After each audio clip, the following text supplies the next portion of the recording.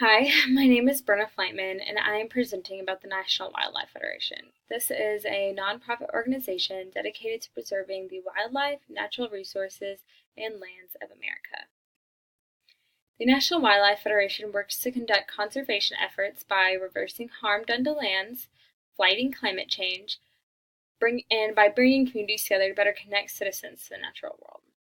Whether it be from bikers, hunters, boaters, climbers, hikers, farmers, cyclists, any and all outdoor enthusiasts, the National Wildlife Federation's #1 mission is to unite all Americans to come together and ensure that wildlife will thrive in this rapidly changing world we live in today. And so, one of the biggest problems the National Wildlife Federation faces is vanishing wildlife. Over 1,400 U.S. plants and animals are listed for protection under the Endangered Species Act, with 237 animals and 38 already considered extinct in the U.S. And people don't realize, but the ecosystems require a balance for survival.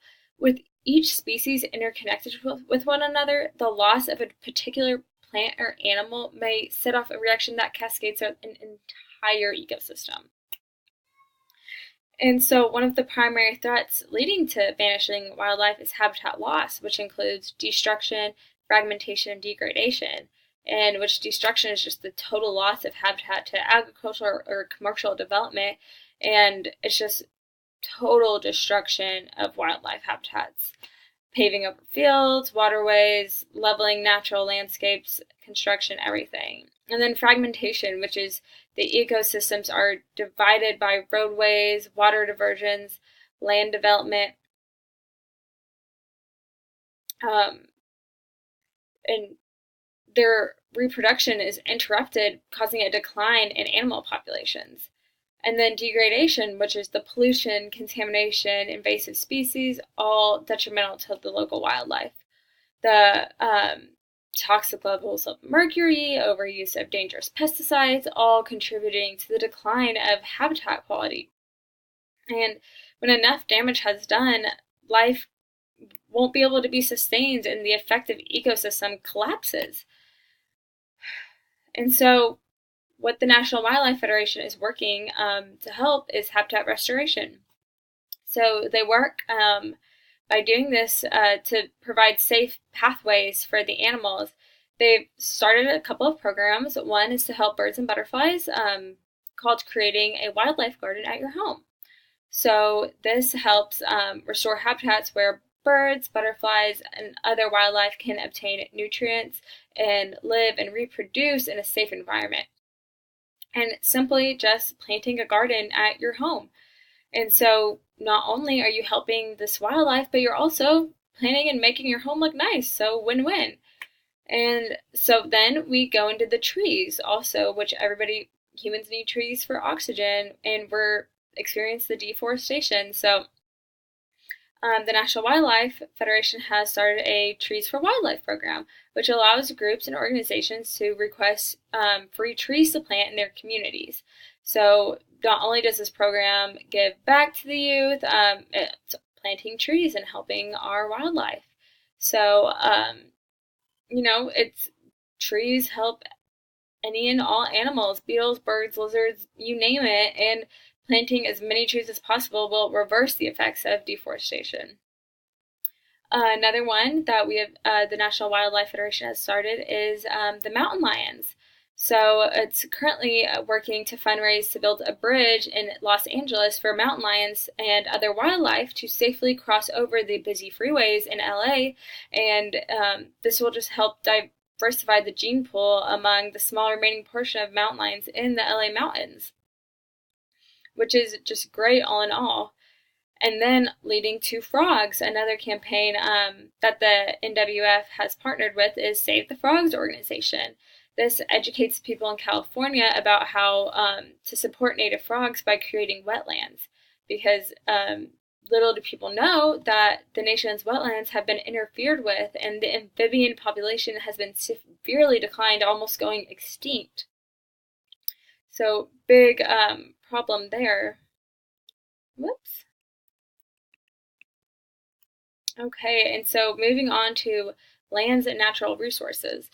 another big problem the National Wildlife Federation faces. A big problem is the commercial drilling, mining, public lands and monuments at risk, pollution, contamination, threaten sources of clean and fresh water all throughout, the commercial drilling, mining, just threatening everything with just all the harmful effects leading throughout the air with the pollution. But not to mention the Native Americans and the tribal lands, the rights of the indigenous people who live on them. They're frequently under debate, leaving the future of these cultures and traditions uncertain.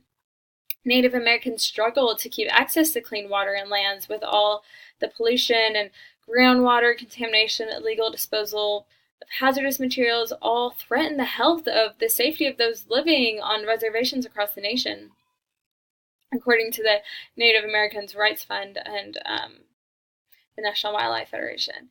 So, a solution the NWF has been doing to help protect this is defending the legal protections, and a couple of these is the Endangered Species Act, which was in 1973, the Migratory Bird Treaty Act, the Clean Water Act to ensure the vulnerable species receive the resources they needed to survive, and the National Wildlife Federation has also taken it upon themselves to protect public lands like the national parks and forests and just major habitats of any extreme areas, a variety of species all across the country.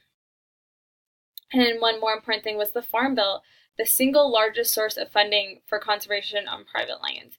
Huge impact, and it helped farmers and ranchers conserve sensitive grasslands and improve the land quality all throughout.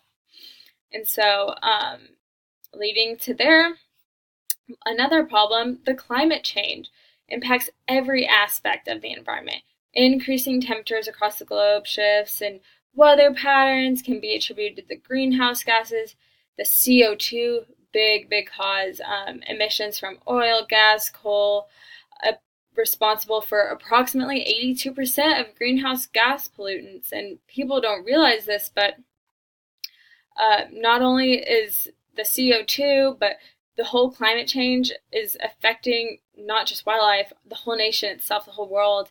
The flooding has increased in sea levels into inland with no fresh water.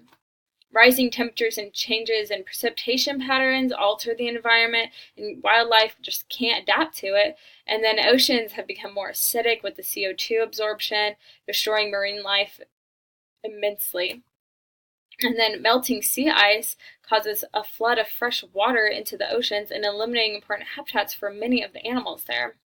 So, another thing we're doing to help increase this, a solution is implementing the clean energy policies and products to help reduce the greenhouse gases pollution. And then also we're advocating for renewable energy sources rather than the burning of fossil fuels.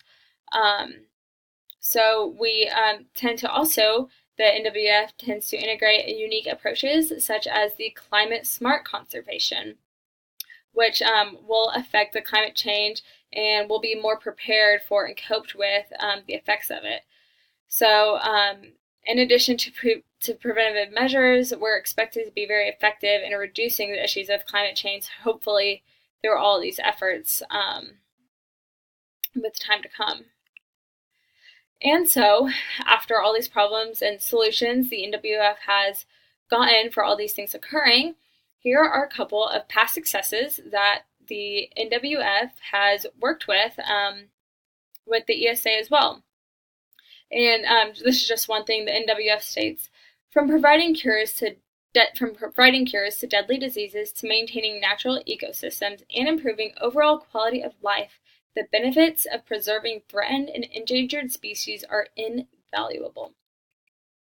So, since the ESA was enacted by Congress in 1973, the NWF has been working with them to educate the public about bringing back wildlife worldwide. And 3 of huge animals they have already gotten successful with is the bald eagle, the gray wolf, and the grizzly bear. So the bald eagle was listed under the ESA in the 1960s, with only about 500 bald eagles still alive in America. the harmful chemicals and pesticides had been released into their habitats and killed their offsprings, allowing their weakened their eggs to be very weak and crack before they were ever hatched. And so within 10 years, only 400 breeding pairs of bald eagles could even be found within the states. So thus the ESA took action, put forward protections of captive breeding programs, and with the help of American citizens, U.S. governments, several businesses, the eagles were able to rebound to more than 7,000 breeding pairs to this day. Along with the gray wolf, the gray wolves used to roam all across the North American continent, but by the mid-20th century, their numbers began dropping due to hundreds of poisoning and trapping by ranchers and farmers and government agents. And so we were like, what in the world? The NWF and ESA took matters into hands and began to compensate. Well, so they asked the ranchers, and we're like, what's going on? Why are you doing this? Well, it turns out the wolves were ruining all their crop and eating it and destroying things, so they began to compensate ranchers for the livestock ruined by the wolves to help with that matter. And so the two organizations began introducing the wolves into new areas and restored lost habitats. So now more than 2,500 wolves reside in Minnesota and nearly 500 in Wisconsin and Michigan. And so thanks to protection, restoration, and better education, the gray wolves are now strong and thriving animals in the wild. And then on to the grizzly bear. The grizzly bear, excessive hunting, habitat loss, and fragmentation all led to the decrease in population of the grizzly bear. Within the lower 48 states of the U.S., grizzly bears had reduced to 2% of their former range, fewer than 250 bears. And after being listed into the ESA, the federal agencies, along with several conservation organizations, have worked to increase their populations. And so now 600 bears can be spotted in habitats, including Montana and Washington, and even to this day, Wyoming has become overpopulated with grizzlies, which to many is considered a proof of success for the endangered species. And they even regulated a regular hunting season for them to decrease the population now and to put it under control, which is great. And so to conclude all of this, now after you've heard these success stories, all that the National Wildlife Federation has done and wants to continue to do, they want to call on the citizens of America to join forces, and whether it just be donating time or money, joining a program, or simply leading a healthy lifestyle of recycling and picking up trash off the roads or a beach, the National Wildlife Federation encourages all to get involved and ensure that America's wildlife, lands, and resources will be here for many futurations to come.